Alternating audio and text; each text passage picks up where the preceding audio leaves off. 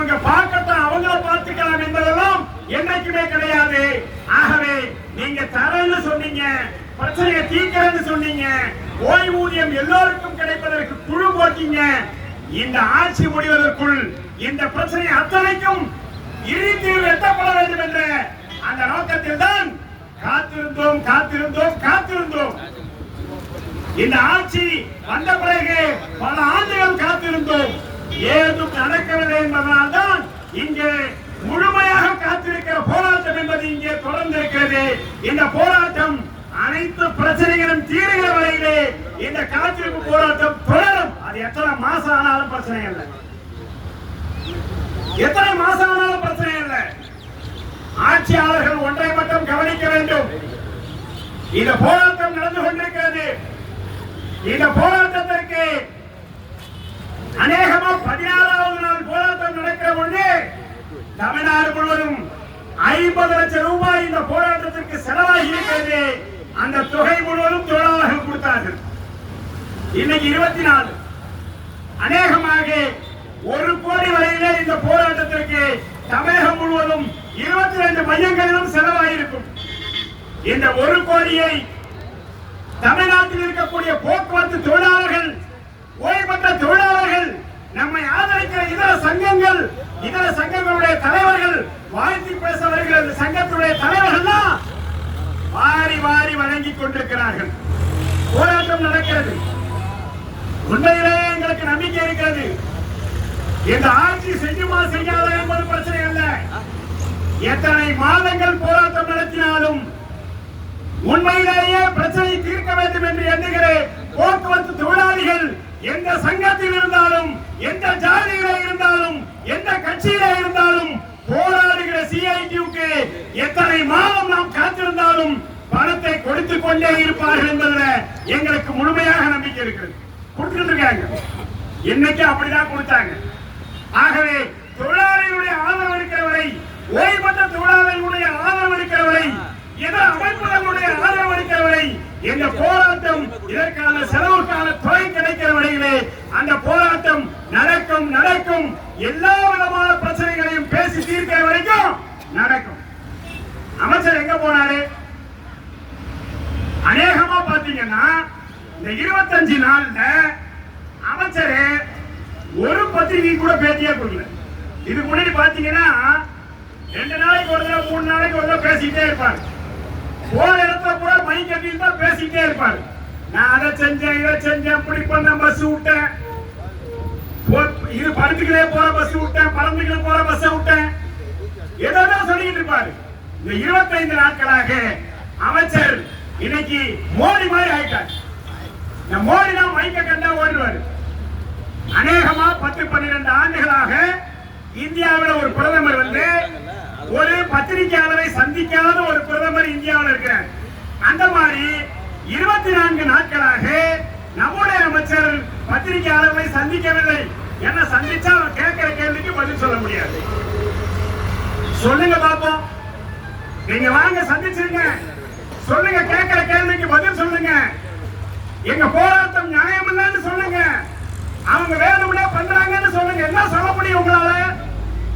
எதையுமே இந்த அரசாங்கத்தால் நம்முடைய போராட்டத்தை இது சரியல்ல, நியாயம் அல்ல, இவங்க வேணும்னே பண்றாங்கன்னு ஒரு வார்த்தை கூட நம்மை பற்றி நமக்கு எதிராக பேசுவதற்கு எந்த வாய்ப்பு மற்ற நிலையிலே தான் திராவிட முன்னேற்ற கழக அரசாங்கம் இருக்கிறது, அமைச்சர் இருக்கிறார். ஆகவேதான் அவங்களால பேச முடியல. நம்முடைய கோரிக்கை அந்த மாதிரி நம்ம வீட்டு பணத்தை புடிச்சு வச்சுக்கிட்டு நான் ரிட்டையர்ட் ஆனா வெறும் கையோட அப்படியே அனுப்புனா என்ன அர்த்தம்? நம்ம தேவராஜ் தான் அவர் ரிட்டையர்மெண்ட் ஃபங்க்ஷன்ல சொன்னாரு. பண்ருட்டி தேவராஜ் நம்முடைய தோழர், அவர் ஓய்வு பெறாரு. நாங்க பண்ருட்டிக்கு போயிருந்தோம், எல்லாம் பேசணும். கடைசியா அவர் பேசுறார். என்ன சொன்னார்னா, நான் வந்து திமுகவினுடைய தலைவர் டாக்டர் கலைஞர் ஆட்சியில 1 ரூபாய் கூட கொடுக்காம இந்த போக்குவரத்து கழகத்துக்கு வேலைக்கு வந்தேன். அவர் சொன்னார், லஞ்சம் கொடுக்காம வேலைக்கு வந்த 1 ரூபாய் கூட பணம் கொடுக்காம நான் வேலைக்கு வந்தேன். ஆனா அவர் புள்ள ஆட்சியில நான் உழைச்சி என்னுடைய பணம், ஏராளமான பணம் இங்க இருக்கிறப்ப 20-30 லட்சம் ரூபாய் என் பணம் எடுக்கிறப்ப 1 ரூபா கூட என்கிட்ட கொடுக்காம வெறும் ஆளா வெளியே அனுப்பிட்டாருன்னு சொன்னாரு தேவராஜ். நியாயமா இது? அவன் பணத்தை கூட அவனுக்கு கொடுக்காம வெளியே அனுப்புறா என்ன ஆட்சி இது? நீ கொடுக்க வேண்டியதை பத்தி அப்பா பேசுவோம்.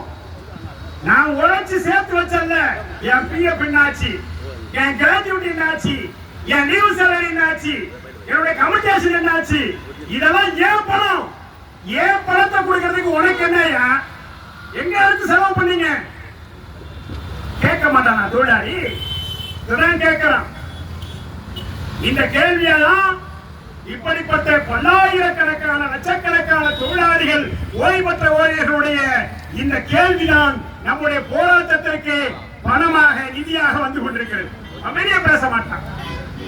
500 ரூபாய் கொடுக்கிறான்னா அந்த 500 ரூபாய்க்கு பின்னாடி இந்த கேள்வி இருக்கிறது. 1000 ரூபாய் கொடுக்கிறாருன்னா 1000 ரூபாய்க்கு பின்னாடி இந்த கேள்வி இருக்கிறது. இதை உணர்ந்து தமிழ்நாட்டு அரசு, திராவிட முன்னேற்ற கழக அரசு இதை உணர்ந்து அவர்களுடைய எதிர்காலத்தை உணர்ந்து, எங்களுக்கு ஒண்ணும் பிரச்சனையே இல்லை. இப்ப இல்லன்னா 2 மாசம் சேர்ந்து கொடுக்க போறீங்க, வாங்கிக்க போறோம். இல்லைன்னு சொல்லிட போறீங்களா? இத்தனை பணம் இல்லைன்னு சொல்லிட போறியா? 6 மாசமோ 1 வருஷமோ 2 வருஷமோ சென்று எங்களுக்கு பணம் வந்துடும். என் அரியர்ஸ் வந்து சேர்ந்துடும். என்னுடைய இன்ஸ்டால்மெண்ட் பெனிஃபிட் பணம் எல்லாமே வந்துடும், வராம இருக்காது. ஆனால் உங்களுடைய எதிர்காலம் தான் இன்றைக்கு கேள்விக்குறியாக இருக்கிறது. கடந்த 25 நாட்களாக போக்குவரத்து தொழிலாளி மனதிலே உங்களுக்கு ஓட்டு இருக்கா இல்லையாங்கிற டிஸ்கஷன் தான் நடக்குது. போறணுமா வேணாமா? இப்ப அநேகமா ஒரு முடிவுக்கு வந்திருப்பான். இதுக்கு மேல யோசிக்க வேண்டியதில்லை, போட வேண்டியதில்லை என்ற முடிவுக்கு வந்திருப்பான். ஆகவேதான் ஒரு பொறுப்புள்ள ஒரு தொழிற்சங்கம் என்கிற முறையில CITU திராவிட முன்னேற்ற கழக அரசாங்கத்தை பார்த்து சொல்லுகிறது, உங்கள் எதிர்காலத்தை நீங்கள் காப்பாற்றிக் கொள்ளுங்கள், அதற்கான நடவடிக்கை எடுங்கள். இதுல என்ன பிரிஸ்டேஜ்? போராடுறது யாராவது கூட்டி பேசணும்ல, இதுல என்ன அவமரியாதை? இதுல என்ன பிரச்சனை? வேணும்னா LTF சங்கத்தை சேர்த்து கூட்டுக்கோ. எங்களை மட்டும் கூட்டி பேசி ஏதாவது அறிவிச்சா அது CITUக்கு கிரெடிட் ஆயிடும் நினைச்சா LTF கூட்டுக்கு வாரான்னு சொல்றோமா? கூப்பிட்டு பேசு. எங்களுக்கு ஒண்ணும், நீங்க ஒண்ணும் எங்களுக்கு அங்கீகாரம் கொடுக்க வேண்டியதில்லை. தொழிலாளி காலம் காலமாக CITUக்கு அங்கீகாரம் கொடுத்துக் கொண்டிருக்கிறார்கள். தொழிலாளியுடைய அங்கீகாரமே எங்களுக்கு போதுமானது. எந்த அரசாங்கமும் எங்களை அங்கீகரிக்க வேண்டிய அவசியம் இல்லை. எங்களுக்கு பின்னாடி தொழிலாளி இருக்கிறான்.